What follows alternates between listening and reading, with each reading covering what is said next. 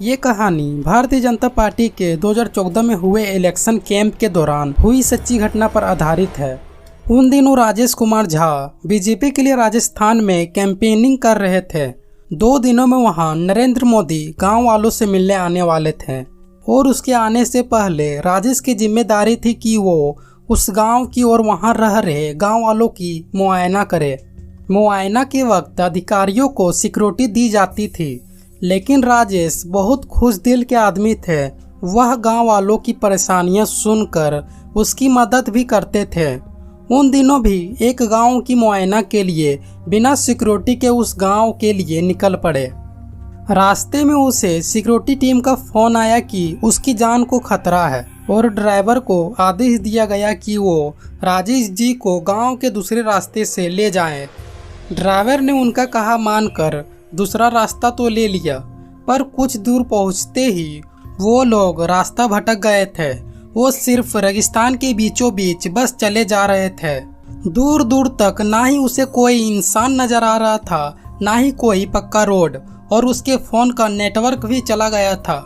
ऐसे ही रास्ते भर सफर करते हुए उन्हें घंटों बीत चुके थे। बस सूरज भी ढलने को आया था।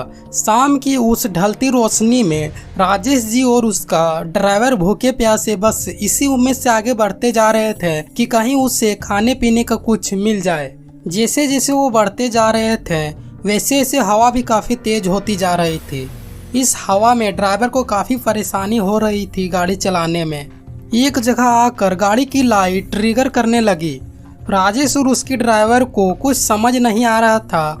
बार बार उस झपकती लाइट में ड्राइवर को एक आदमी की डरावनी छवि दिखी। उस आदमी की परछाई गाड़ी के पास आई और उसकी गाड़ी अचानक बंद पड़ गई। ड्राइवर ने उतर के देखा तो आसपास कोई भी नहीं था। ड्राइवर थोड़ा चौंक गया। इस बात को उसने अपना वहम मानकर उसने इग्नोर किया और गाड़ी ठीक करने में लग गया। गाड़ी रुकने पर राजेश भी गाड़ी से उतर गया और आसपास नजर घुमाई तो उनको कुछ दूर पर एक कच्चा मकान दिखा। राजेश की तो खुशी का कोई ठिकाना ही नहीं था। उन्होंने ड्राइवर को कहा, जब तक तुम गाड़ी ठीक कर रहे हो तब तक मैं खान पान की मदद लेकर आता हूँ। राजेश ने उस मकान का दरवाज़ा खटखटाया। अंदर से एक आदमी ने दरवाज़ा खोला। जब राजेश ने अपनी तकलीफ के बारे में बताया तो उस आदमी ने राजेश को अंदर बिठा के पानी पिलाया। उस आदमी और उसकी पत्नी ने उसे बिठा के खाना भी खिलाया। उन्होंने राजेश को बताया कि हम लोगों की नई नई शादी हुई है और हम उसी गांव से हैं जहां आपको जाना है। वह आदमी गांव जाने का रास्ता बता ही रहा था, तभी वहां राजेश का ड्राइवर आ जाता है। ड्राइवर उस मकान में घुसते ही एकदम से सुन पड़ गया। उसने जो देखा राजेश से एकदम अलग था। उसने देखा उसका मकान पूरा राख और धूल से लिपटी पड़ी है। राजेश जिस व्यक्ति से बात कर रहा है उसकी शक्ल पूरी जली पड़ी है और गर्दन भी टेढ़ी हो चुकी है। वो ये देखकर इतना कांप गया कि उसके मुंह से आवाज ही नहीं निकल रही थी। राजेश को हैरानी हुआ कि उसका ड्राइवर इतना अजीब क्यों कर रहा है। उन्होंने उससे पूछा गाड़ी ठीक हुई कि नहीं। उसने बहुत डरते हुए सिर्फ हाँ में सिर हिलाया। वह आदमी और उसकी पत्नी सिर्फ ड्राइवर को घूरे जा रही थी। राजेश ने उन दोनों को शुक्रिया किया और ड्राइवर को वहां से लेकर निकल गए। ड्राइवर को गाड़ी के पास पहुंचते ही चक्कर आने लगे।